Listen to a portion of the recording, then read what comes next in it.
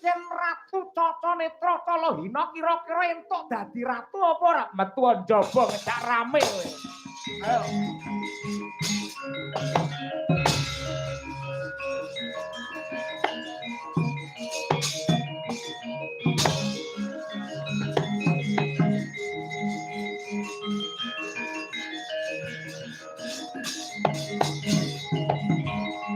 Mantape Harya Sengkuni.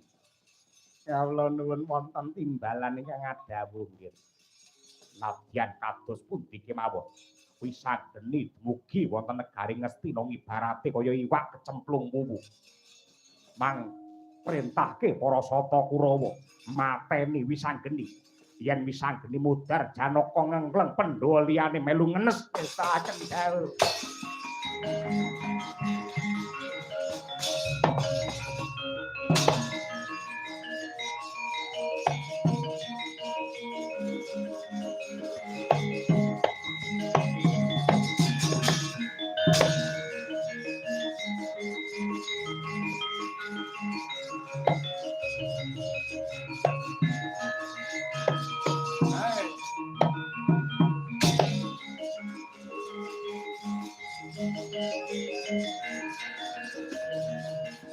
Lang nyawamu. Ah. Ah. Oh. Ah. Oh. Wah. Oh. Leh. Ah. Wah. Hey. Oh.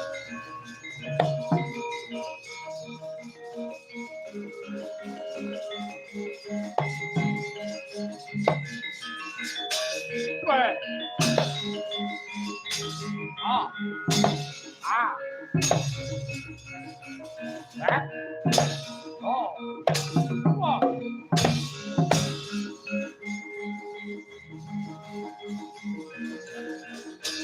Ah. What? Ah. Whoa. Hey.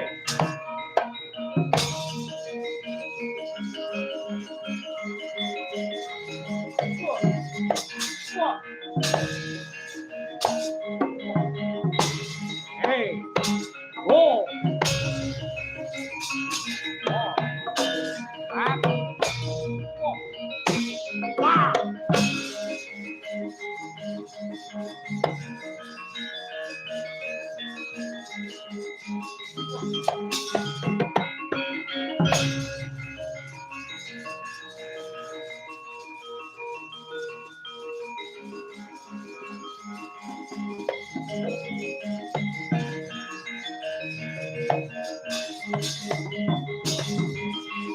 Sorote pantam kumuluk amadangi jroning pasarean ngenani wadana remu-remu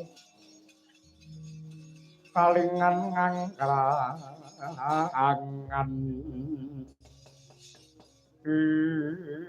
Bambang Wisanggeni.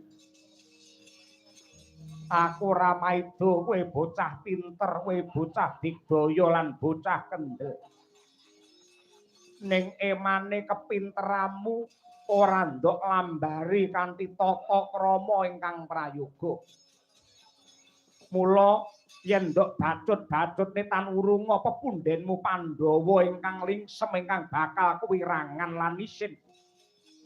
Sakarepmu lemu kandha kelawan Wisanggeni. Ning kowe ngiluwa karo githokmu dhewe Penemban Manik Saswita. Kowe iki wong endi? Tur wujud wingi Brahmana. Pendhita sing kudune dipundi lan ditata, dipundi pangandikane, ditata ing resolah bawane. Ning yogene kowe melu-melu kacipratan tumrap kamurkan lan kanistan. Ya. Ora mung si Wisanggeni. Yen Pandhawa lanyu-lanyu arepe njawil kamukten negara Ngastina, musuhe Manik Sasmita. Dokter Bagis.